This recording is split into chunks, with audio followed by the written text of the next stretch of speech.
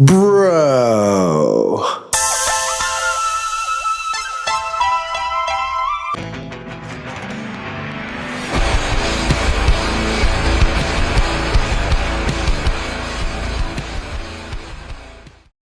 Getting in the morning, huh?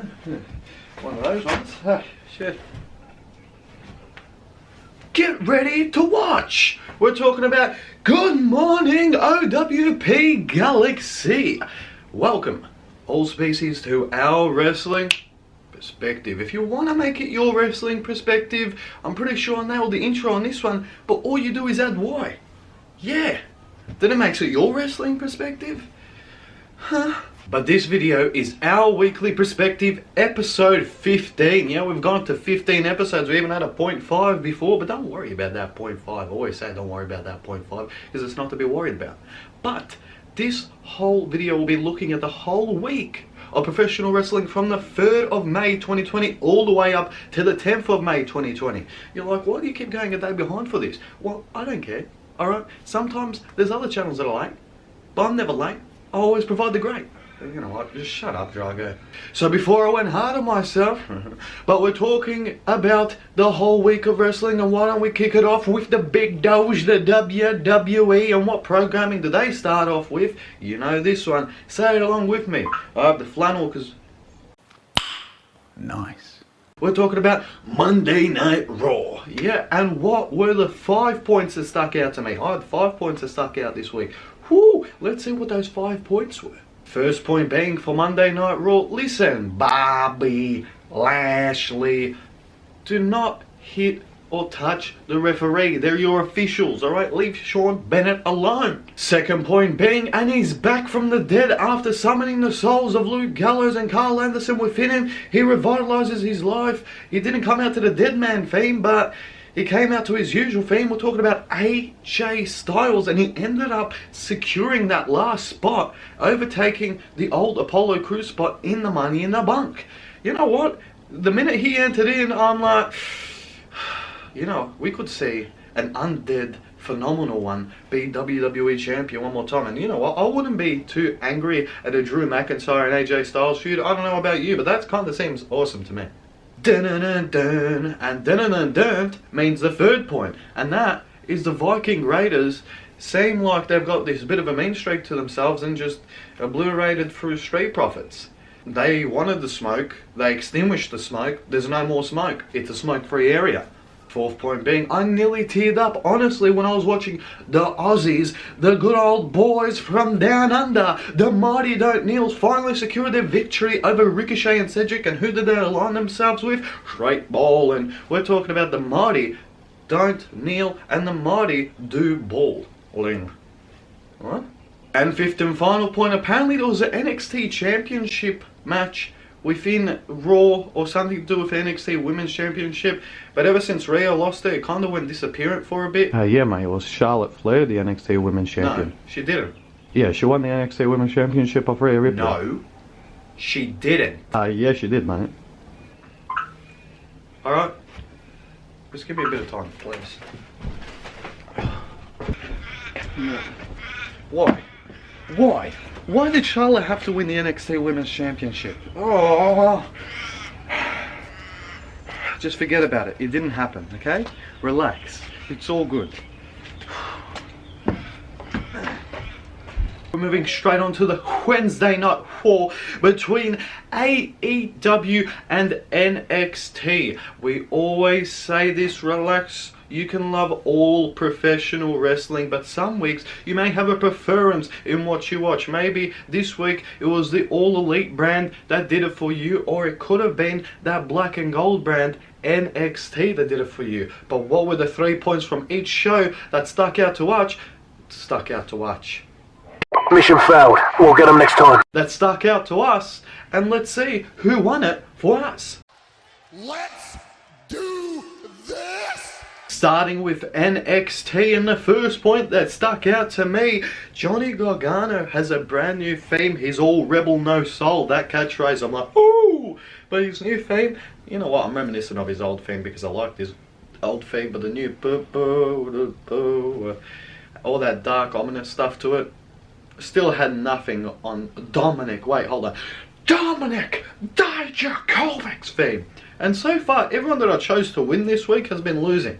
So I'm not going to say anything. I'm just going to be like, I'm not even going to mention that I like him, because somehow that even biffed up their match record.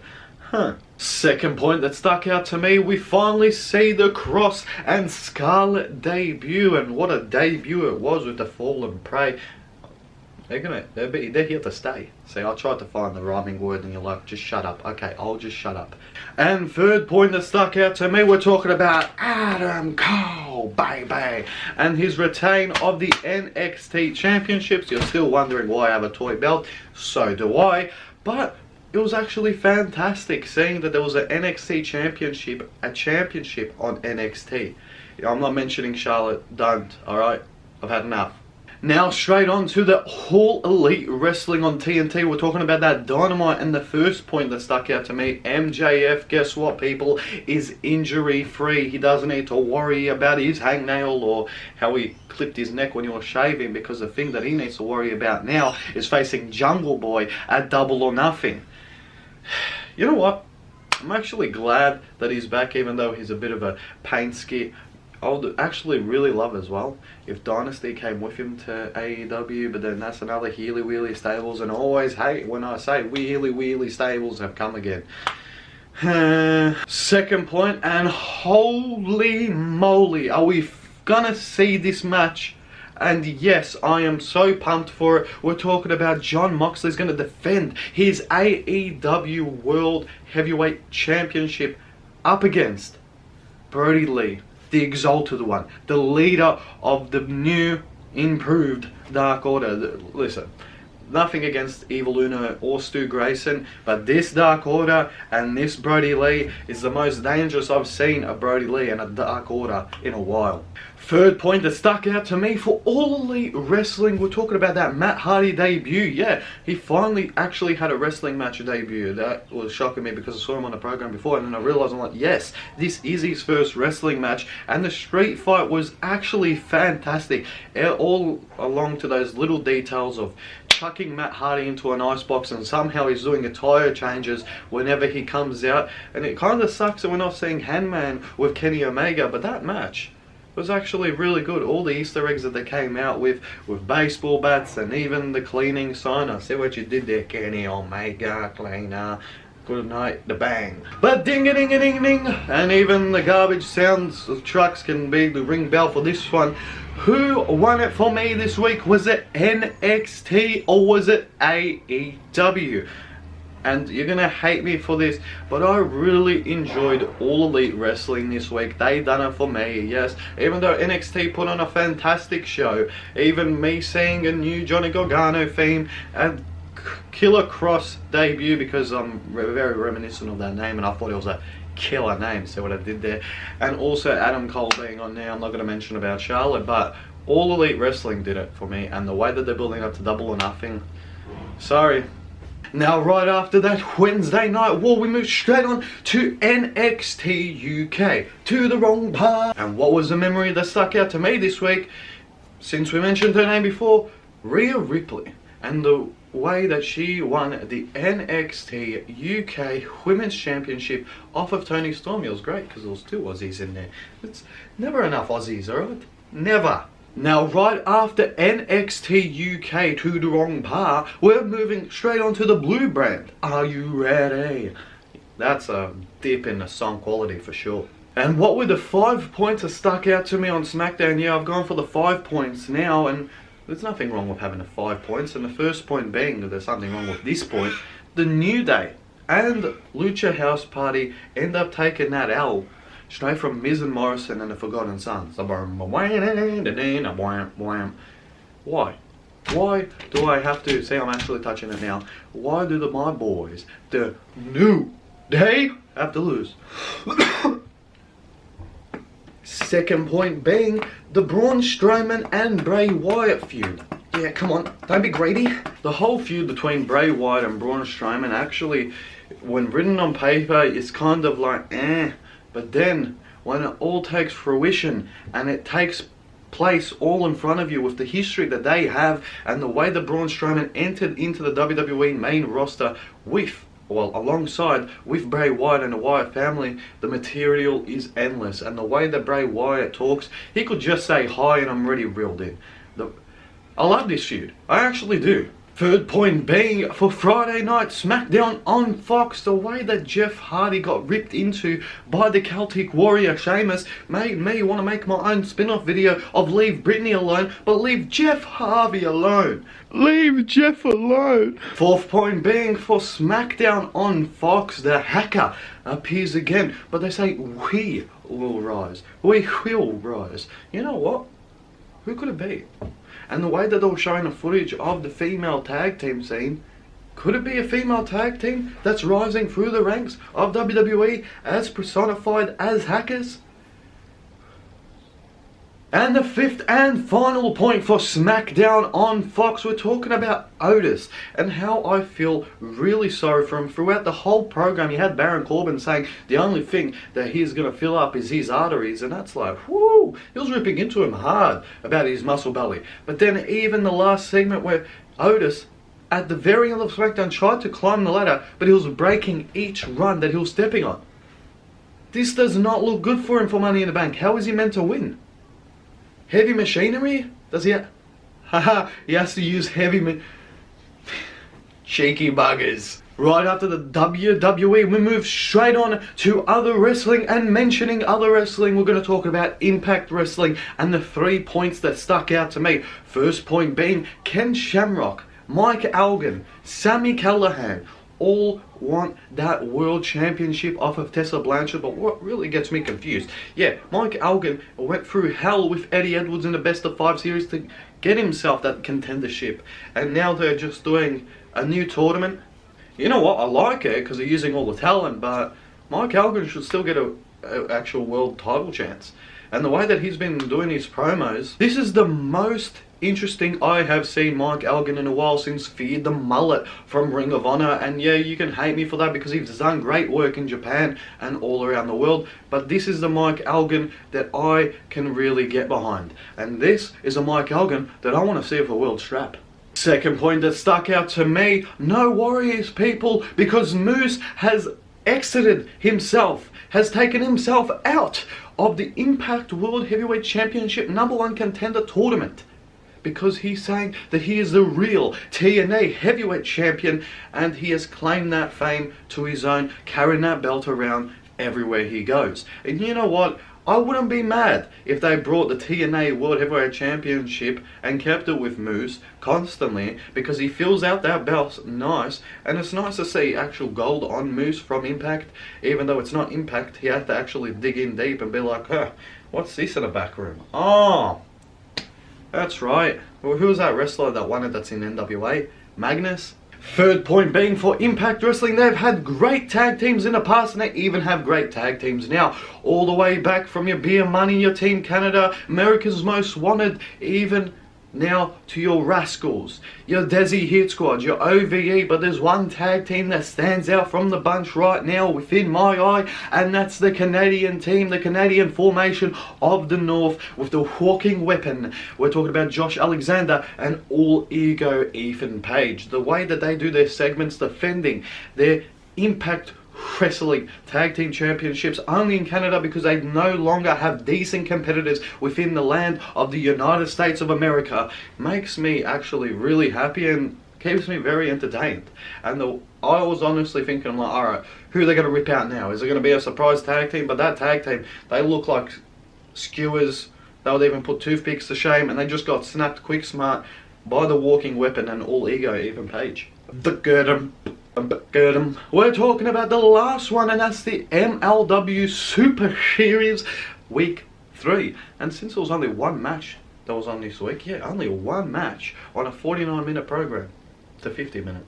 I don't mind either way, because there was 2 points that stuck out to me. First point that stuck out to me for MLW Major League Wrestling and Triple A's Super Series Week 5. First point, Psychosis is back. And that was very nostalgic for me, even though the crappy gimmick he got given in the WWE Pepperidge Farm remembers. The second point that stuck out to me was how MLW managed to get another point over AAA, so it's MLW 5 to AAA 3. But the thing was, within that whole match, I don't even know what was going on half of the time between Lost Parks versus the hamburger guy, whatever his name was, Psychosis, and Psycho Clown, yeah.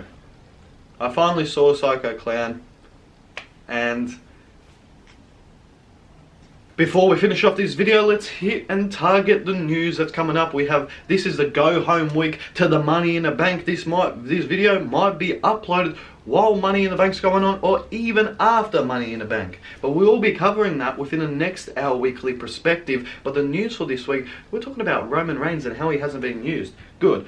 It's Roman Reigns. Yuck. It's the big doge. It's Roman Reigns. Yuck.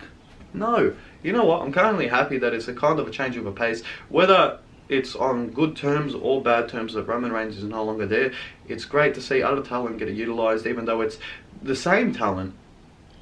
I don't mind to see a Braun Strowman and a Bray Wyatt feud. I don't mind seeing a Drew McIntyre feud with the whole alliance of the Zelina Vega. This is fresh, this is nice, I like it. It's like out of the oven, it's nice and fresh. Also, listen here, if YouTube doesn't do it for you, buddy, we've got two other social media things. You've got the Facebook, if you want to head all the way over to Our Wrestling Perspective on Facebook. Guess what you'll find there? You'll find daily posts. We also keep you up to date whenever we're on YouTube. There's a couple throwbacks, and also there's trivia contests. Yeah, you're probably thinking, trivia contests, what's happening?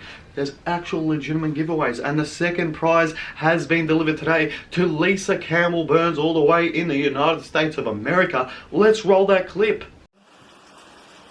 Hey all you wrestling fans, I just want to give a big shout out to Hulk Hogan at Our Wrestling Perspective. I played a WWE WrestleMania competition, won second place, so excited. I'm out here, I'm representing my favorite, Kenny Omega. He may not be WWE, but he is great. I won some super kicks from Our Wrestling Perspective, so here is my opening. I want everybody to see that you can win with Our Wrestling Perspective.